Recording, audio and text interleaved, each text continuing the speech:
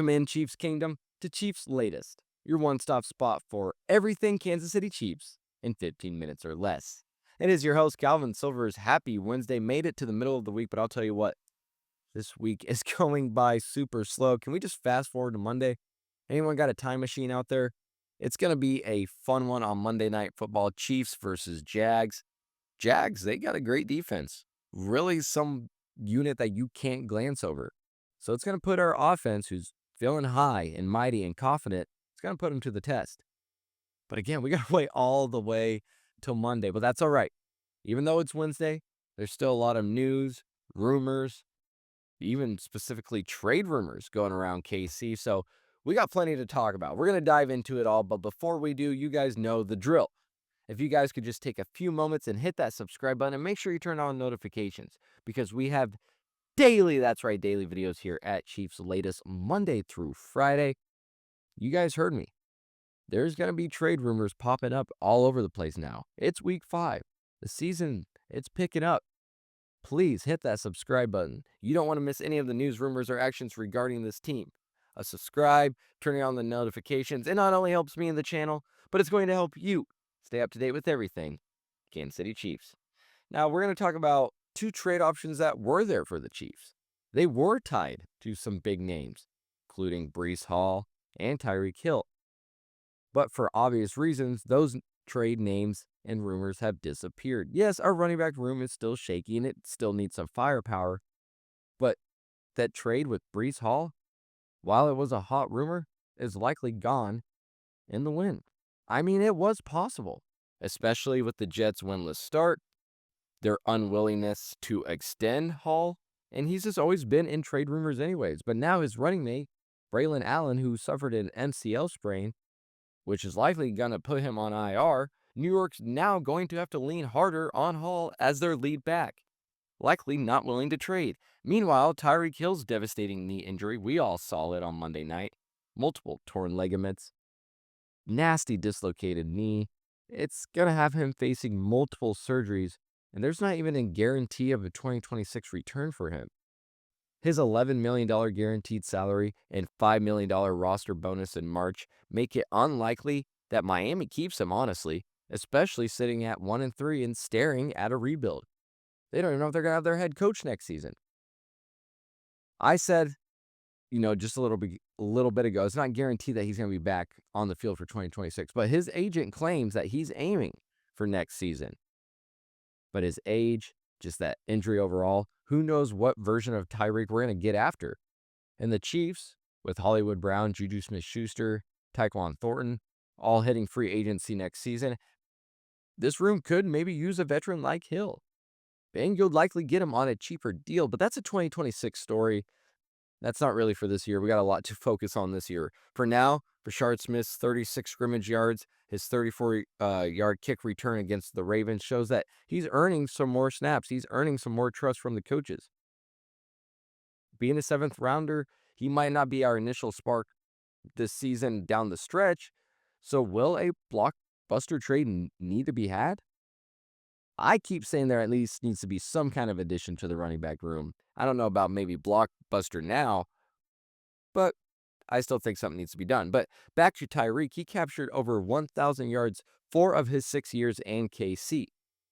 And he captured that same feat in his first 2 seasons at Miami.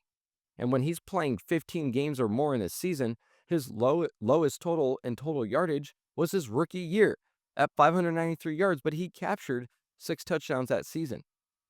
Speaking of that, Hill has never scored less than 6 touchdowns each season since joining the league, with his highest total coming in the 2020 season.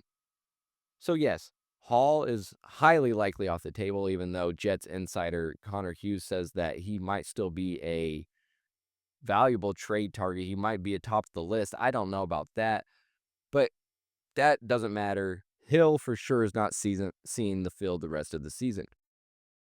But you have Smith. His rise could stabilize this offense. It could bring that spark to that running back room. Though we'll probably need more than those rookie flashes to compete with Jacksonville's elite defense in week 5. And if they have an elite defense, that might be trouble. Who knows what you're going to run into in the playoffs and down the road. But the Chiefs might have a trade piece themselves because these trade talks are not going to die down. And one rumor comes from the Chiefs wide receiver room. That's right, you heard me. The wide receiver room, which went from, hey, we have no one, we might be in trouble, we might need to bring in someone like Tyreek Hill, to now having a trade piece that they can give away. With Xavier Worthy's explosive return, Thornton emerging as a deep threat, Juju being reliable, as always, it seems like, and Rashee Rice back in 3 weeks, this Chiefs wide receiver core, it could be fairly deadly. It's not going to be, the deadliest in the league by any means, but it could cause trouble. So that brings in the Pittsburgh Steelers, sitting at 3-1. They just lost their wide receiver 2 in Calvin Austin to an injury that's going to sideline him for weeks. So that just leaves DK Metcalf as your only proven pass catcher. Here's a golden opportunity for Brett Veach to make a move and get some assets. Hollywood Brown's the name to watch in this scenario. He's been underwhelming overall in KC, and this year he begins with 209 yards, 1 touchdown, 9.5 yards per catch on 5.3 targets per game. So let's go ahead and just say 5 targets per game. His last score was October 29, 2023, before Sunday's game, of course. And since week 1, Brown has not reached 50 receiving yards in a game. And speaking of the Ravens, Brown spent 3 years with them. So that makes him a perfect fit, a familiar fit with the AFC North, a reason that the Steelers might want to bring him in. Brown's not lighting it up right now, but he'd be a clear upgrade for what Pittsburgh has right now in their thin receiving room. And there's no need to rush this. Even if the Chiefs could keep Hollywood Brown, even for a couple more weeks, let's just see how this group gels, especially with Rice coming back. But if Pittsburgh's offense, if it starts screaming desperation, which it might, trading Brown could net us some assets without gutting what we have in the wide receiver depth. Brown's slot leverage, his quick cuts, yeah, it still creates separation on short routes, and that might be helpful to Mahomes, who was getting out quick Sunday, but it also might be helpful for someone like the Steelers. He doesn't really have that deep ball play. It's not part of his arsenal anymore. It hasn't really been part of his arsenal for 5 seasons now. And the Chiefs could just look to Thornton for that. Heck, you can even look to Worthy for that now. Brown's trade potential could give the Chiefs assets to address other needs, like the run game that I've been saying. But holding off until Rice returns ensures that we don't weaken the passing attack that we have right now. And it's really going to be put to the test when we face Jacksonville's defense, which again, I'll get to here at the end of the episode, but it's good. So you might just want to see what you have before you make any, crazy decisions or any potential trade moves.